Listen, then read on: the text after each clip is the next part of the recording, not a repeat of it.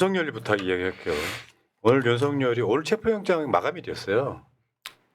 근데 그 윤석열을 체포하려고 했는데 윤석열이 체포 안 당하는 상황인데 난 이게 분노스럽지가 않고요. 이 새끼 짠해. 봐봐요. 윤석열이가 의자에 앉아 있었다는 거예요. 윤석열이 안 나가겠다고 하니까 의자를 들어서 옮기다가 의자가 뒤로 빠지면서 이건 물론 윤석열 주장입니다. 네. 빠지면서 윤석열이가 옹동방아를 찢는 치명적 부상을 당했다. 이게 이제 윤석열 측 주장이고 특검에서는 이 디테일한 얘기를 안 하고 있어요. 내가 봤을 때 조만간 CCTV 깝니다. 깠으면 좋겠다. 그래가지고 바닥에 떨어졌는데 10명이 붙어가지고 윤석열이 팔다리를 잡고 들어내려다가 그러니까 포기하고 에라 씨발놈 하고 나왔다는 거야. 아니, 그러니까 이번에는 팬티만 입고 저항한 건 아닌 모양이에요. 옷은 입고 있었던 건 창피한 건 알았던 모양이야. 아니 근데 옷 이야기가 없는 거 보면 네.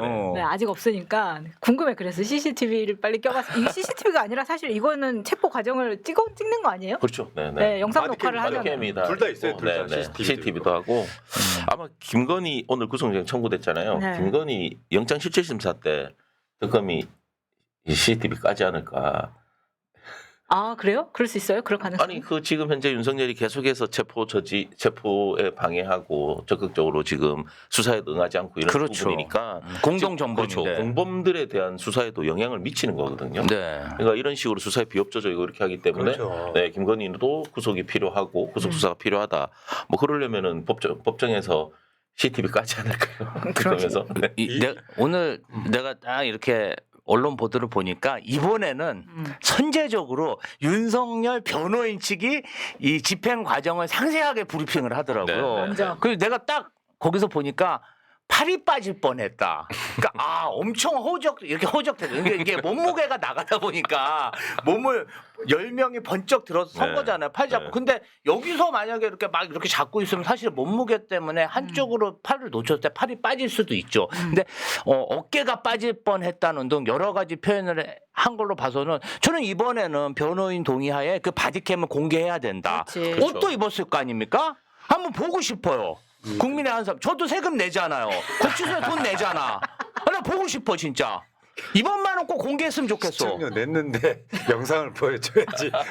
그리고 이번 체포 과정은 변호인 측에서 적극적으로 그걸 막 팔이 빠졌네 뭐 했네 막 했잖아요. 그러니까 나는 그 적나라한 모습 진짜 보고 싶은 생각이 있어. 그러니까 그 수용돼 있는 방이 상당히 좁잖아요. 네.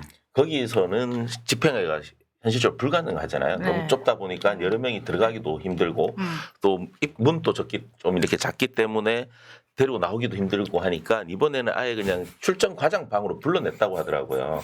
옷을 입고 나와라. 그러면 변호인 불러주겠다. 네. 그래서 출정 과장 방에 있을 때 영장 집행을 시도했다. 술을 주고 잠깐만 너 나와봐 할 때 이게 술인가? 그런 케이스인 거네. 네, 그렇게 해서 거기서 이제 뭐 의자에 앉아 있는 상황에서 이제 거기서는 좀 네. 팬티만 입고 있겠네. 그렇겠네. 그렇기 때문에 수위는 다 입고 있었기 입고는 때문에 있었겠구나. 네, 뭐 영상 다 까면은 구체적인 정황이 다 드러나지 않아요. 근데요 여러분 이게 여기도 그런 거나 팔이 빠질 것 같다. 제발 놔달라. 제발 놔달라 뭐 이런 식으로 그러니까 네. 여러분 다시 한번 생각해 보세요. 윤석열이 제가 왜 이 새끼 짠하다 이렇게 표현을 했냐면 대한민국 대통령이었던 자예요. 그러니까 내가 사형 당해서 뒤진 아니더라도 자기가 갖고 있는 자기 나름대로의 품격을 유지해야 되는데 그냥 자범이잖아요.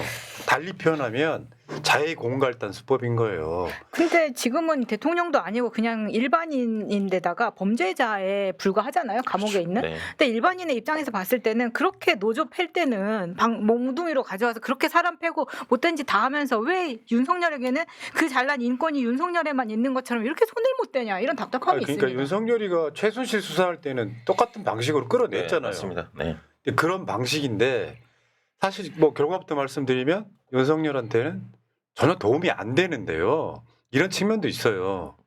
윤석열은 무기 플러스 사형 플러스 무기 이런 거예요. 조사 받으나 안 받으나 똑같단 말이야. 이 상황에서 지금 윤석열이 이거 전략이라고 할 것도 없고 추잡스러운 게 어제로 한번 가볼게요. 그러니까 체포영장이라는 게 말 그대로 체포잖아요. 네. 이게 감옥에 있든 뭐 일상적으로 돌아다니는 사람이든 체포라는 게 그런 물리력을 행사할 수밖에 없는 거예요. 그 체포영장이 불법입니까?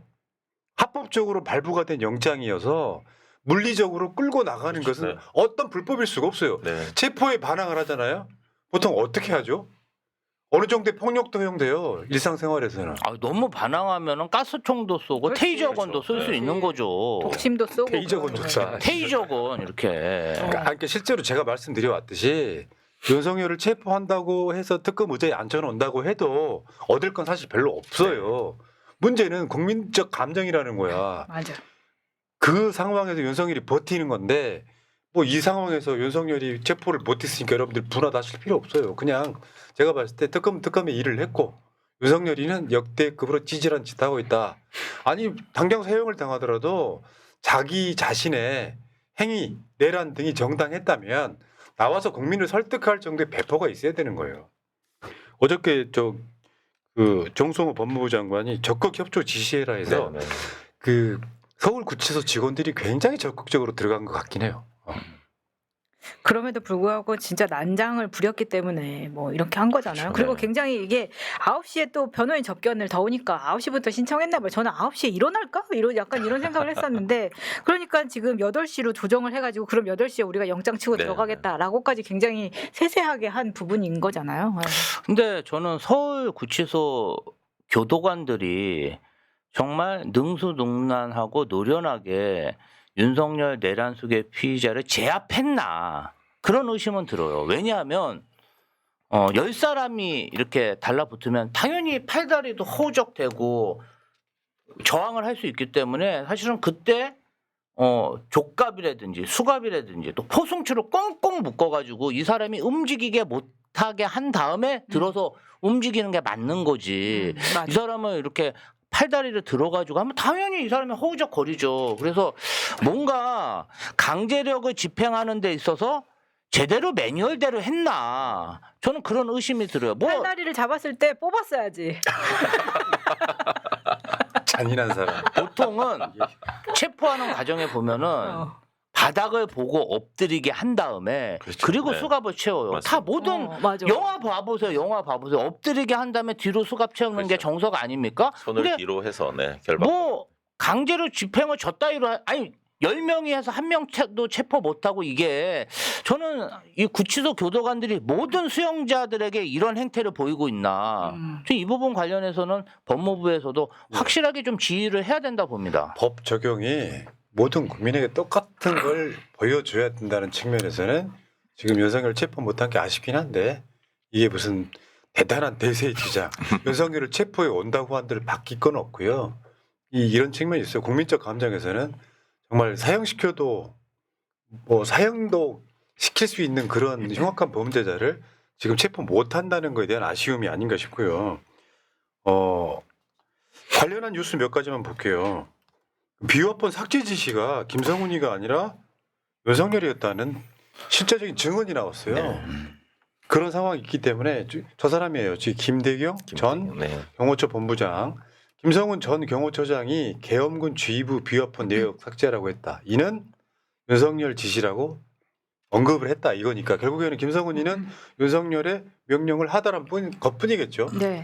근데 저 부분이 윤석열 체포영장에 나오는 부분입니다. 굉장히 구체적으로 기술이 네. 되어 있거든요. 예, 여기서는 김대경이 김성훈의 지시를 이행하게 되면 증거인멸죄로 처벌받을 것이 두려워서 윤석열이 지시했던 여인형, 이진우, 곽종근 이 세 사람에 대한 비화편 통화 기록을 어떻게 조치를 해달라라고 윤석열이 김성훈한테 시키고 김성훈이 김대경한테 이야기를 한 거예요. 근데 김성훈이 이 과정에서 12월 8일부터 12월 16일까지 거의 일주일 넘게 이걸 묵살합니다. 뭉개고 있었던 거죠. 그 부분에 있어서 완전 이제 증언이 나온 거죠. 그러니까 여러분들 그거에 저런 방식으로 해가지고 윤석열이 사실 지금 체포되어 구속되어 있는 게 조건이잖아요. 체포 방해권. 네네. 그게 하나가 더 나온 거고. 그 다음에 이것도 있어. 이종섭 출국 금지 관련해서 그것도 한번 볼게요. 안보실장이 난 되게 열받는 거예요. 지금 계속 안보실장이 등장하거든요. 근데 안보실장이 이종섭을 위해서 움직이는 거 생각 한번 해보세요. 안보실장이 어떤 자리예요? 국가 안보를 위한 자리예요. 근데 그 안보실장을 사실 윤석열이 부부가 산업이 불이듯이 한 거예요.